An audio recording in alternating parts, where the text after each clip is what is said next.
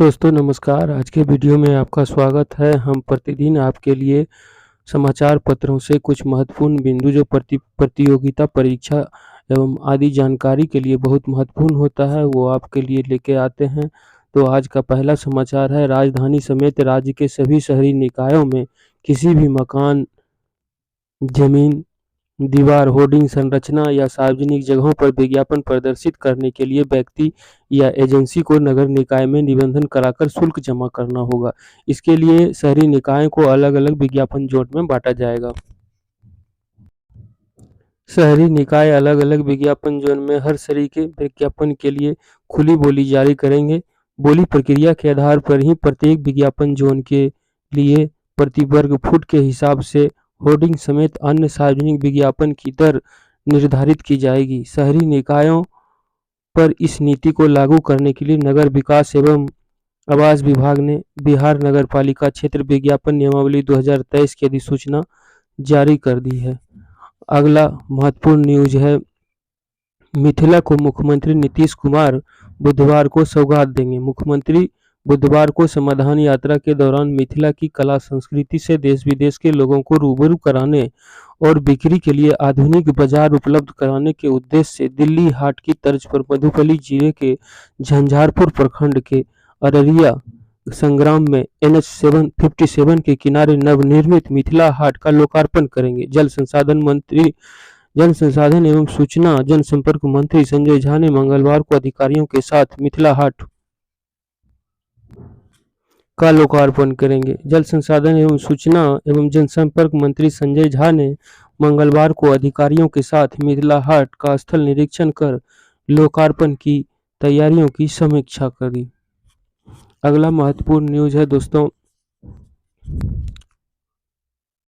चीन की चुनौती का सामना करने और रक्षा क्षेत्रों में आत्मनिर्भरता के और करीब पहुंचने की दिशा में तेजी से आगे बढ़ते हुए रक्षा खरीद परिषद ने मंगलवार को 4,276 करोड़ रुपये के 3 अहम खरीद सौदों को मंजूरी प्रदान कर दी। इन सौदों में एंटी टैंक मिसाइल और दुश्मन देश के लड़ाकू विमान को धराशायी कर देने वाले एयर डिफेंस सिस्टम के साथ ही युद्धपोतों के लिए ब्रह्मोस लॉन्चर की खरीद शामिल है। मिसाइल और एयर डिफेंस सिस्टम की खरीद से देश के सशस्त्र बलों की चीन से लगती सीमा पर युद्धक क्षमता और अधिक बढ़ जाएगी।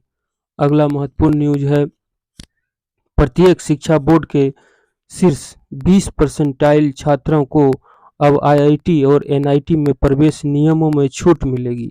JEE एडवांस में शामिल हो सकेंगे, भले ही उन्होंने 12वीं कक्षा में 75% अंक हासिल नहीं किए हों। कई राज्य बोर्डों में शीर्ष 20 परसेंटाइल उम्मीदवारों में से कई 75% से कम स्कोर करते हैं। अगर कोई उम्मीदवार शीर्ष 20 परसेंटाइल में है तो 75% अंक नहीं मिलने के बावजूद वह पात्र होगा। JEE मेन के लिए ऑनलाइन पंजीकरण 12 जनवरी को समाप्त होगा। इस बीच बॉम्बे हाईकोर्ट ने इस महीने के अंत में होने वाली JEE मेंस को टालने से इनकार कर दिया है। अगला महत्वपूर्ण न्यूज है, सरकार ने जोशीमठ में करीब 1.5 किलोमीटर क्षेत्र की आपदाग्रस्त घोषित किया है। केंद्रीय भवन अनुसंधान संस्थान CBRI के विज्ञानियों ने सोमवार को होटलों का सर्वे कर लिया था। CBRI के विज्ञानियों के मुताबिक क्षेत्र की जमीन काफी संवेदनशील है। इन हालात में वहां विस्फोट करना खतरनाक है, इसलिए सुरक्षित तरीकों से होटल को विकसित कर लिया जाएगा। सेना की नई भर्ती योजना अग्निपथ के तहत नियुक्त हुए 19,000 अग्निवीरों का पहला बैच प्रशिक्षण के बाद इस साल अगस्त महीने में अपनी अपनी यूनिटों में मोर्चा संभालने के लिए तैनात हो जाएगा, जबकि 21,000 अग्निवीरों के दूसरे बैच की ट्रेनिंग सेना इस साल 1 मार्च से शुरू कर देगी और यह दूसरा बैच इसी साल अक्टूबर में अपनी यूनिट में तैनात हो जाएगा। सेना ने यह भी तय किया है कि 2023 में अब 2 बार मई और नवंबर महीनों में अग्निवीरों की भर्ती होगी। सरकारी अस्पतालों में इलाज कराने वाले मरीज अब बिना अस्पताल गए वीडियो कॉल के जरिए OPD की सलाह ले सकते हैं। ग्रामीण क्षेत्रों के बाद शहरी क्षेत्रों के मरीजों के लिए स्वास्थ्य विभाग ने वीडियो कॉल से डॉक्टरों की सलाह की शुरुआत कर दी है। इस सेवा के तहत बीमार व्यक्ति वीडियो कॉल पर डॉक्टर से बात कर सकेंगे और उन्हें बीमारी बता सलाह ले सकेंगे। डॉक्टर द्वारा लिखे गए पुर्जे ई प्रिस्क्रिप्शन डाउनलोड कर सकेंगे। प्ले स्टोर से ई संजीवन ऐप डाउनलोड करना पड़ेगा। मोबाइल नंबर से ऐप पर रजिस्टर करें। रजिस्टर करने के साथ ही टोकन नंबर आएगा। टोकन नंबर मिलते ही लॉगिन कर अपनी बारी की प्रतीक्षा करें। बारी आने पर वीडियो कॉल पर डॉक्टरी सलाह प्राप्त करें। इस तरह से प्रक्रिया अपनाकर आप संजीवन ऐप के माध्यम से सलाह ले सकेंगे। अगला न्यूज है, पटना हाईकोर्ट ने राज्य के निःशक्त बच्चों के लिए बने विशेष विद्यालयों में शिक्षकों के रिक्त पदों को भरने के मामले पर सुनवाई करते हुए स्टाफ सिलेक्शन कमीशन को प्रतिवादी बनाने का निर्देश दिया है। चीफ जस्टिस संजय करोल एवं जस्टिस पार्थ सारथी की खंडपीठ ने राजकुमार रंजन की लोकहित याचिका पर सुनवाई करते हुए उक्त आदेश दिया। याचिकाकर्ता के अधिवक्ता बृजकेतु शरण पांडे ने कोर्ट को बताया कि 2014 में विज्ञापित पदों को अब तक नहीं भरा जा सका है। यह अपने आप में राज्य का उदासीन रवैया दर्शाता है। बता दें कि इस मामले में शिक्षा विभाग के अपर मुख्य ने हलफनामा दायर कर बताया था कि निःशक्त बच्चों से जुड़ी सभी परियोजनाओं 3 महीने के भीतर कार्यरत हो जाएंगे। इस पर हाईकोर्ट ने शिक्षा विभाग के अपर मुख्य सचिव को हलफनामा दायर कर अपनी कार्य परियोजना बताने के लिए कहा है। इस मामले की अगली सुनवाई 14 फरवरी को होगी। अगला समाचार है, ऐतिहासिक गांधी मैदान की बुकिंग अब ऑनलाइन हो सकेगा। प्रमंडलीय आयुक्त सह अध्यक्ष श्री कृष्ण स्मारक विकास समिति के अध्यक्ष कुमार रवि ने ये बातें मंगलवार को कही। आयुक्त कार्यालय में गांधी मैदान के संचालन संबंधी बैठक में उन्होंने कहा कि ऑनलाइन बुकिंग के लिए वेबसाइट का लोकार्पण शीघ्र होगा। गांधी मैदान का प्रबंधन व संचालन करने वाली श्री कृष्ण स्मारक विकास समिति की उन्होंने सराहना की। बैठक में प्रकाश व्यवस्था, सुरक्षा, ग्रीन शौचालय, राजस्व संग्रहण समेत अन्य बिंदुओं पर समीक्षा की। अगला समाचार है, सड़क सुरक्षा सप्ताह बुधवार से शुरू हो गया है। जगह जगह पर जांच अभियान चलेगा। बाइक पर बैठने वाले तथा चलाने वाले को हेलमेट पहनना अनिवार्य है। बिना सीट बेल्ट पहने वाहन चलाने या बैठने पर भी दंड लगेगा। घर से निकलते समय ड्राइविंग लाइसेंस सहित वाहन के सभी कागजात साथ में रखें। जिला परिवहन पदाधिकारी श्री प्रकाश ने बताया कि सड़क सुरक्षा सप्ताह की शुरुआत बुधवार को होगी तथा 17 जनवरी तक चलेगी। इस दौरान सभी मानकों की जांच की जाएगी। सड़क के नियमों के पालन नहीं करने वालों को दंडित करने की तैयारी है। संघ लोक सेवा आयोग यूपीएससी की तरह अब बिहार लोक सेवा आयोग की परीक्षा पास करने वाले अभ्यर्थियों को 3 माह का विशेष प्रशिक्षण दिया जाएगा। राज्य सरकार ने बिहार प्रशासन एवं ग्रामीण विकास संस्थान बिपाड को इसकी जिम्मेदारी दी है। बीपीएससी पास करने वाले अभ्यर्थियों के प्रशिक्षण का बैच 15 जनवरी से शुरू होगा।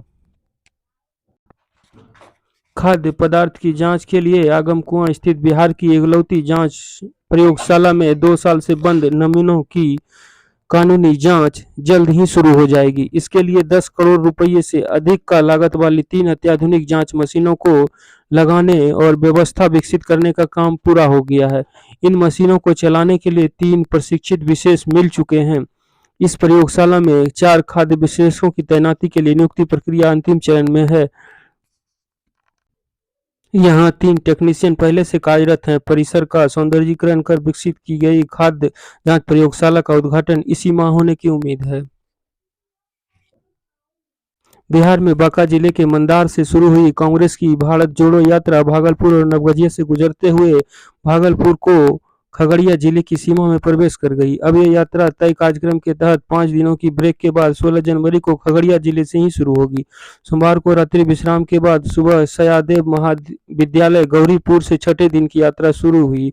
14 नवंबर सड़क से अमरपुर, बभन गामा और सोनबरसा होते हुए यात्रा मिल्की पहुंची। यहाँ दाता मांगन शाह रहमतुल्लाह अलैह की मजार पर कांग्रेसियों ने चादर पोशी की। विक्रमपुर दुर्गा मंदिर व बिहपुर के प्राचीन मां काली मंदिर में पूजा की। इसके बाद यात्रा बिहपुर के ऐतिहासिक स्वराज आश्रम कांग्रेस भवन में पहुंची। जिला स्कूल के 3 छात्र और एक शिक्षक ने मिलकर नासा में मेंटरशिप में क्षुद्रग्रह एस्टेरॉयड सर्च कैंपेन के तहत 4 नए एस्टेरॉयड खोजे हैं।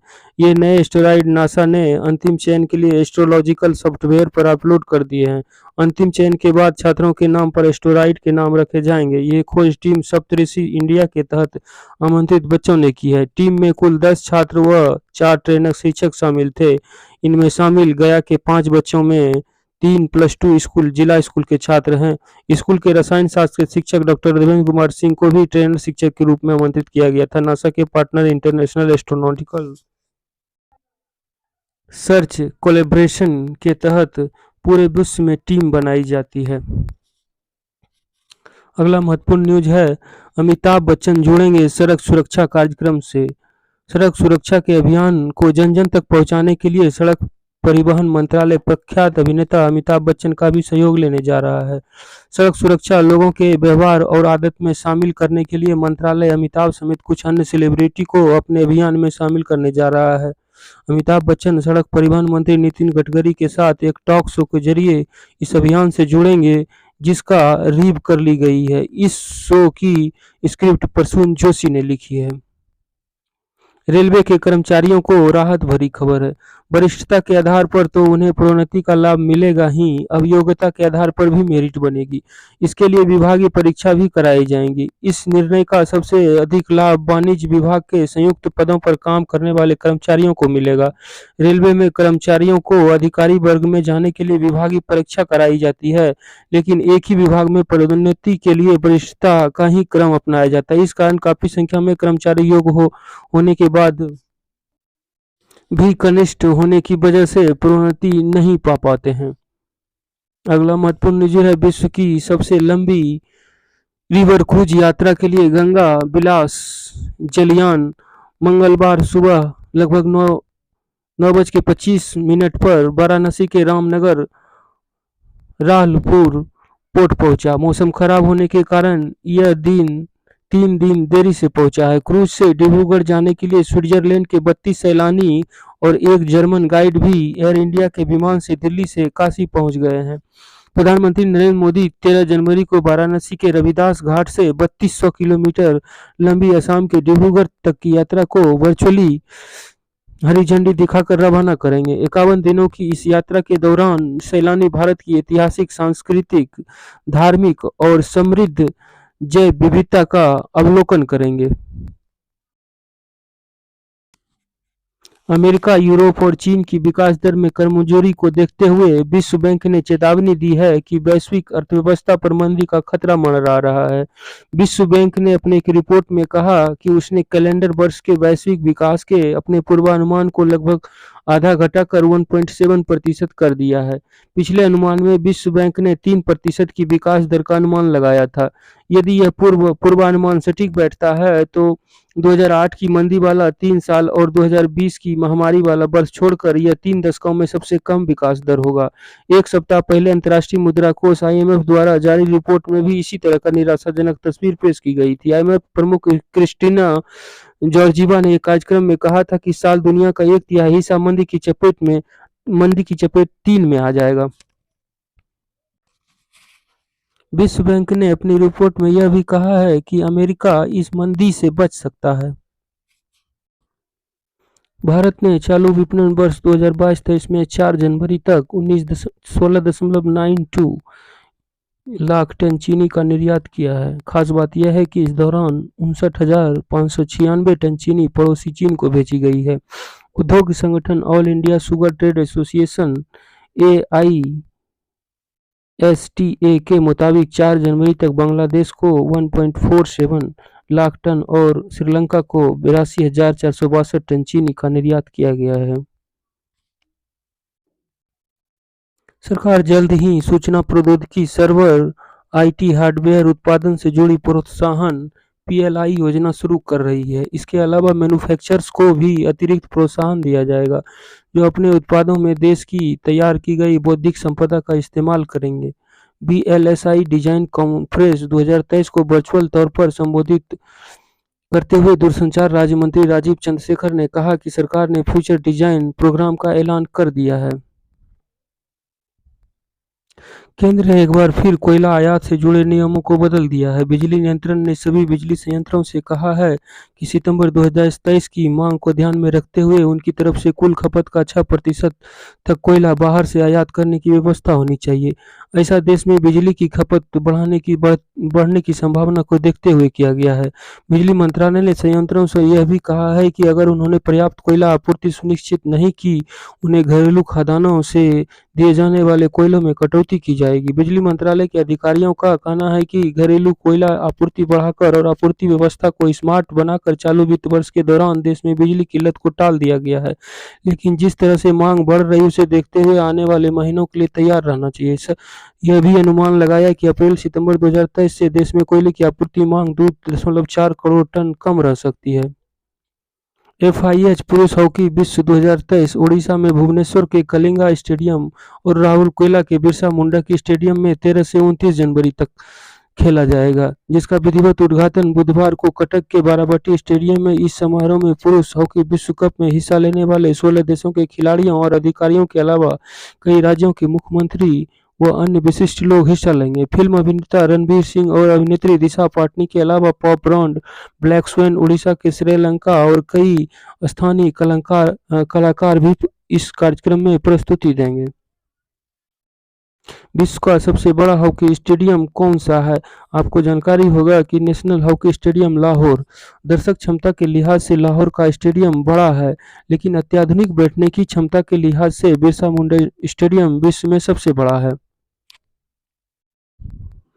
उड़ीसा में पृथ्वी 2 मिसाइल का सफल परीक्षण। भारतीय सेना और रक्षा अनुसंधान एवं विकास संगठन DRDO ने उड़ीसा के चांदीपुर स्थित इंटीग्रेटेड टेस्ट रेंज ITR परिसर से पृथ्वी 2 मिसाइल का मंगलवार की रात 8:25 बजे सफल परीक्षण किया। यह मिसाइल अधिकतम क्षमता 500 किलोग्राम वजन तक विस्फोट ढोने की क्षमता रखती है।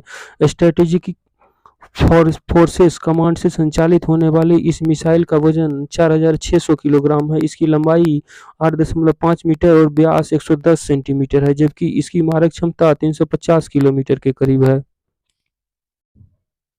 इंदौर में आयोजित 17वें प्रवासी भारतीय सम्मेलन के अंतिम दिन मंगलवार को गुयाना के राष्ट्रपति डॉक्टर मोहम्मद इरफान अली को वर्ष 2022 के लिए राजनीतिक और सामुदायिक कल्याण के क्षेत्र में प्रवासी भारतीय सम्मान प्रदान की गई। अंतरिक्ष प्रौद्योगिकी विशेषज्ञ भारतवंशी S चरनिया को नासा ने अपना चीफ टेक्नोलॉजिस्ट नियुक्त किया है। वह नासा मुख्यालय में प्रौद्योगिकी नीति और नासा के मिशनों में नासा प्रशासक बिल नेल्सन के प्रमुख सलाहकार के रूप में काम करेंगे। नासा द्वारा सोमवार को जारी बयान में कहा गया कि चरानिया नासा के 6 मिशन की जरूरतों के साथ एजेंसी के प्रौद्योगिकी निवेश का काम देखेंगे। नेपाल के प्रधानमंत्री पुष्पकमल दहल प्रचंड ने मंगलवार को प्रतिनिधि सभा में प्रचंड बहुमत से विश्वास मत जीता। उन्होंने पूर्व प्रधानमंत्री शेर बहादुर देउवा की नेपाली कांग्रेस पार्टी का भी अप्रत्याशित समर्थन मिला। 275 सदस्यों वाली प्रतिनिधि सभा में प्रचंड को केवल 138 के समर्थन की आवश्यकता थी, लेकिन नेपाल के इतिहास में वह ऐसे पहले प्रधानमंत्री बनकर उभरे हैं जिन्हें 99% सदस्यों का समर्थन मिला है। सदन में उपस्थित 270 में से 268 ने प्रचंड के पक्ष में, जबकि केवल 2 सांसदों ने विरोध में मतदान किया। पीपुल्स फ्रंट नेपाल PFN और Nepal workers and peasants party को छोड़कर सभी राजनीतिक दलों ने प्रचंड के समर्थन में मतदान किया। PFN और NWPP दोनों के एक सांसद हैं। भारत की तरफ से आधिकारिक तौर पर इस साल होने वाले ऑस्कर अवार्ड में भेजी गई गुजराती फिल्म छेलो शो के साथ कई भारतीय फिल्में अब ऑस्कर की रेस में शामिल हो गई हैं। The academy of motion pictures arts and sciences ने मंगलवार को 301 फिल्मों की सूची जारी की, जो इस साल होने वाले 55वें एकेडमी अवार्ड्स के लिए शॉर्टलिस्ट की गई है। इन फिल्मों में the Kashmir Files, Gangubai Kathiawadi, RRR Kannada फिल्म कंतारा, विक्रांत रोना और माधवन की फिल्म Rocketry the Nambi effect, Tamil फिल्म इराविन निझाल के साथ मराठी फिल्म मी वसंत राव तुया साठी काही भी शामिल हैं।